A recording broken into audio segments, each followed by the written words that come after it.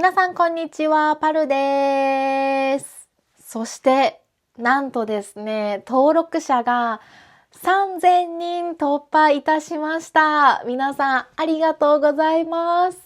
最初から見てくれている方、そして最近先生のポッドキャストを見つけてくれて登録してくれた方、すっごく嬉しいです。もちろんこれが終わりではないので、これからもっともっとたくさんの人に見てもらえるように頑張っていきたいと思います。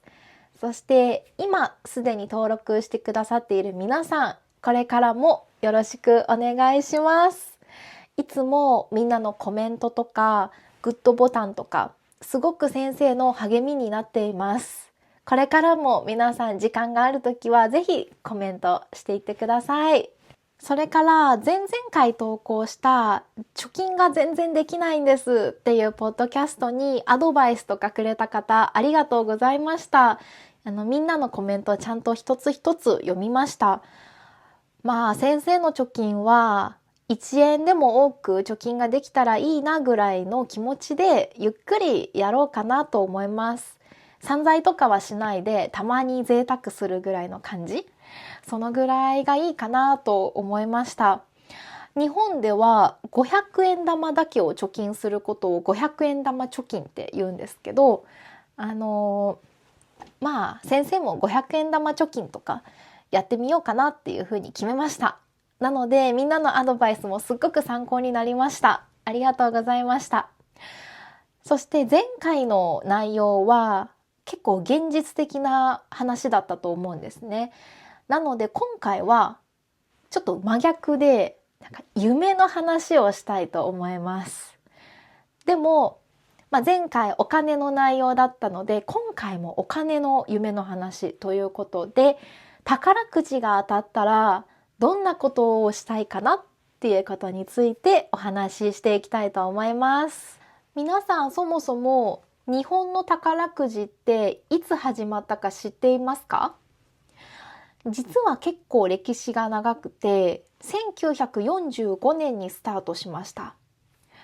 ただ当時は政府が軍事費を調達するために勝ち札という名前で7月に発売を始めました。なんですけど抽選前に終戦を迎えたので皮肉にも負け札と呼ばれるようになってしまったんです。それから同じ年の10月に宝くじとして発売を開始しました。大卒国家公務員の初任給がだいたい540円ぐらいだった時代に10万円が当選したそうです。なので今で言うと宝くじの10万円ってそこまで高い金額じゃないんだけど、当時10万円が当たったっていうと超大金、庶民にとってすっごく夢の金額だったんですね。でもしかしたらネットで探してみると当時10万円当選した方の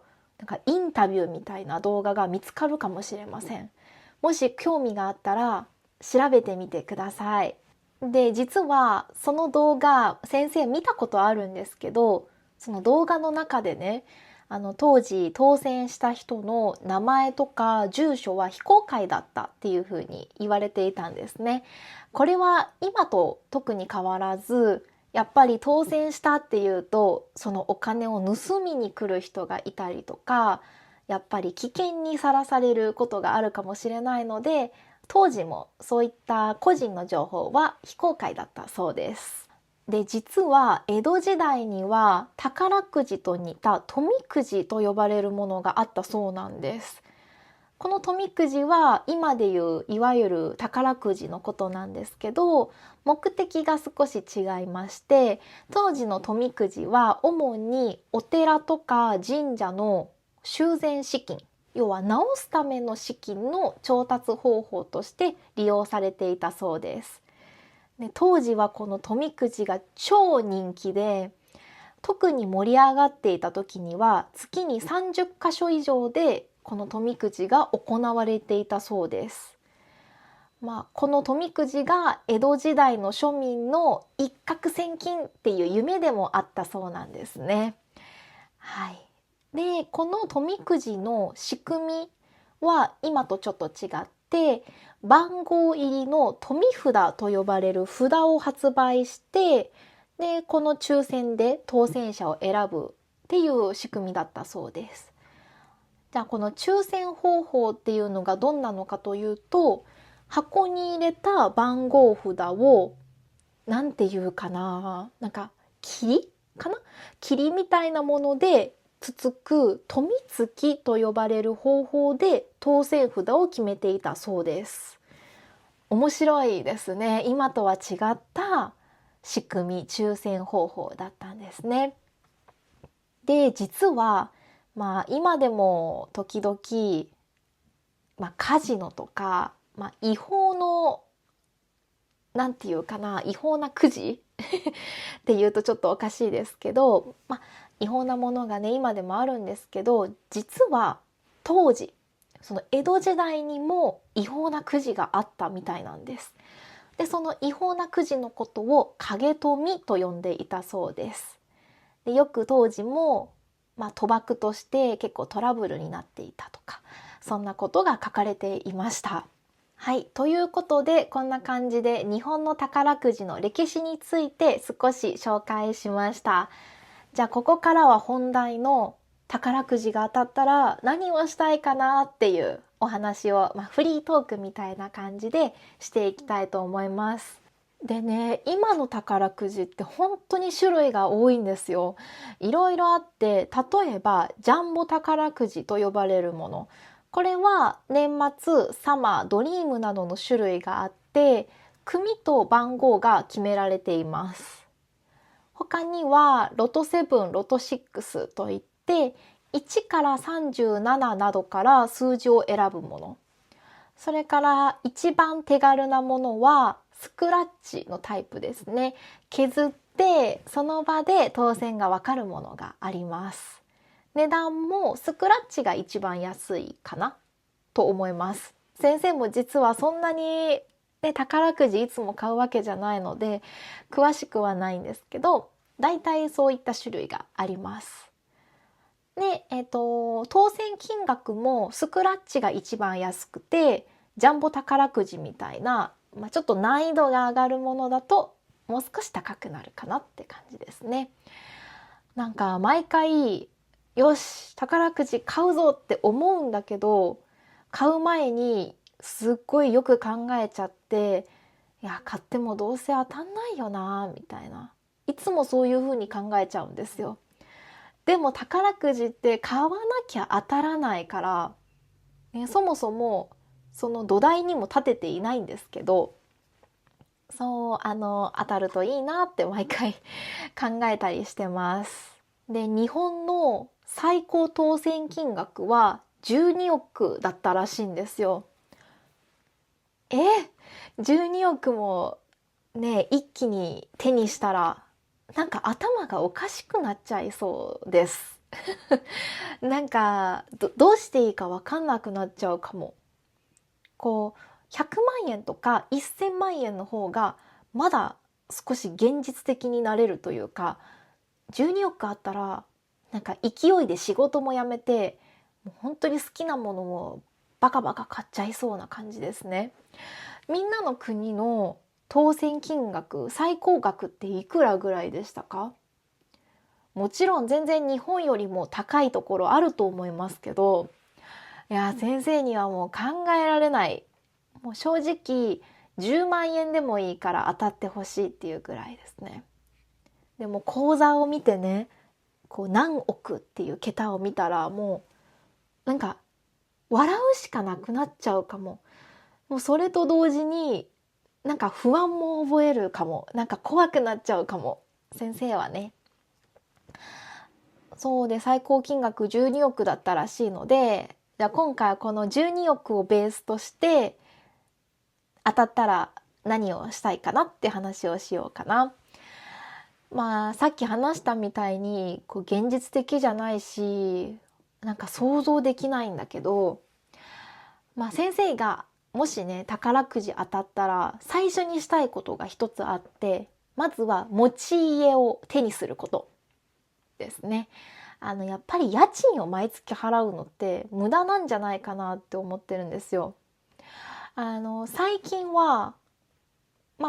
持ち家じゃなくて毎月家賃を払う賃貸に住む人もかなり増えているんですけど、先生は一軒家が欲しいので、まずは一軒家を買いたいですね。ただなんかすっごい豪邸がいいとかっていうわけではなくて、なんか広すぎても掃除大変そうだし、普通のある程度大きめの家を手にできたら嬉しいかなって感じです。防音室を作ったりとか、ちょっと贅沢したいかなって感じですね。それから先生は車があるので車庫を建てたいです。今は青空駐車って言って車庫に入れないで外にそのまま置いてる状態なんですよ。そうするとやっぱり雨が降ったりとか、北海道の冬は雪も降るので車にとって良くないということで、12億当たったらまず一軒家と車庫を建てたいですね。これがまず最初にしたいこと。それから欲を言えば欲しい車を増やす、増車したいとかっていうのがあります。大きい買い物は正直これぐらいですね。他にしたいことは、そこまで大きい桁の話ではなくて、例えばこんな贅沢な食べ物を食べたいとか、最近だったらポッドキャスト撮ったりしているので超いいマイクを買いたいとかね。あとはVlog も撮ったりするから結構綺麗なカメラ買ったりとか、そういう機材を増やしたいっていうのもあります。あとは猫ちゃんを飼いたいです。他のね、違うポッドキャストで話したいなって思ってたんですけど、先生とにかく猫が大好きなんですよ。なので猫ちゃんを飼って、猫ちゃんに素敵なお家とか、あとはおもちゃとかをプレゼントしたいですね。猫のための部屋を作りたい、1個。そしたらめっちゃ幸せだなって思います。みんなはどうですか？12億がもし当たったらまずしたいことありますか？これは絶対買いたいもの、これは絶対お金を使いたいっていうことなんかありますか？でやっぱり中には投資とかね、株とかっていう人がいると思うんだけど、先生そっち方面がねもう全然わかんなくて、なんか下手なことしたら失敗しそうだから、もう先生はそういうのにはお金は使わず、もう物にお金を使いたいです。もちろん貯金もしたいし、生涯働かなくてもいいようにね。でそのために不動産収入を増やしたいですね。なんか1個マンションとかビルとかアパート買って住んでもらって家賃収入を得たいです。先生の、親戚とかおばあちゃんとかはその不動産収入があるので、近くで見ていていいなって思ったので、自分もその一棟買えるお金があったら買って家賃収入を得たいですね。そしたらいいよね。そう言いつつも多分宝くじが当たっても日本語の先生っていう仕事は辞めたくないんじゃないかなって思うんですけど、実際大金を手にしたら分かんないですね。はい。そして他にしたいことは世界旅行したいです。昔ね、先生の夢が、留学をすることだったんですよ。もう本当にすっごい留学したくて、毎日毎日留学のことばっかり考えてたんですけど、なかなか機会がなく今まで過ごしてきてしまって、今この年になって現実的に考えるなら留学よりも旅行かなっていうので、世界中を旅行してみたいです。もうなんか行きたくない国ってあんまり正直なくて、もういろんな世界を見てみたい、いろんな文化を体験してみたいので、もうどこでも行きたいです。だからみんなの国にもね行きたいんですよ。そうなので12億あって家とか車とか買ったら全然残るよね多分。なので残ったお金の中で旅行に行きたいですね。もちろん飛行機はいい席で行きたい。特にね、海外旅行ってなるとやっぱりフライトの時間も長いので、ゆっくりできる席をね、はい、買いたいと思います。いや、いいな。世界中旅行できたら超幸せだな。世界のちょっといい料理食べたりね、ツアー参加してもいいし、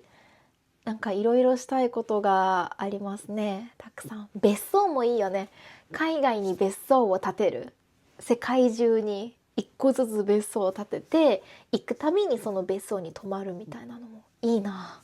憧れますね。いいよね。こんな感じで、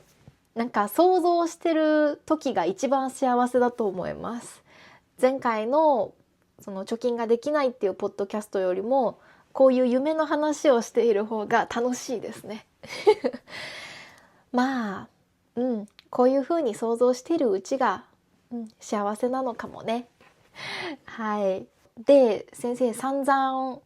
これしたい、これ買いたいみたいな話を今したんですけど、ネットによると、宝くじが当たった人の使い道として一番多いのは貯蓄らしいです。みんな貯金するらしい。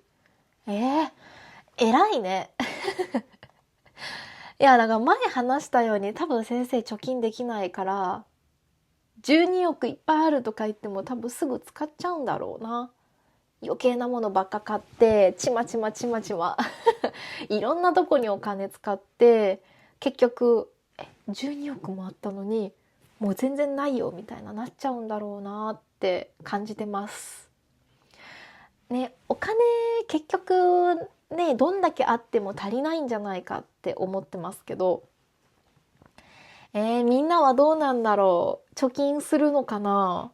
それとも先生みたいに、まず家買って不動産収入いいなとか、同じ考えの人いるのかな？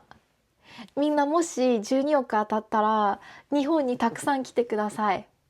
もし北海道に来てくれたら案内するので、その時は教えてください。はい。日本のいろんなところ旅行してみてください。ご飯もね、美味しいものもいっぱいあるし、観光地もいっぱいあるし、なんかね、こう和服とか買ってみたりしてもいいしね。和服結構高いから、12億当たったら絶対和服買えるから、自分の和服作ったりとか、例えば名前入りの箸を作るとかね、扇子作るとかでもいいしね。なんかぜひぜひ、こう、日本でもね、なんかできることを考えてみてください。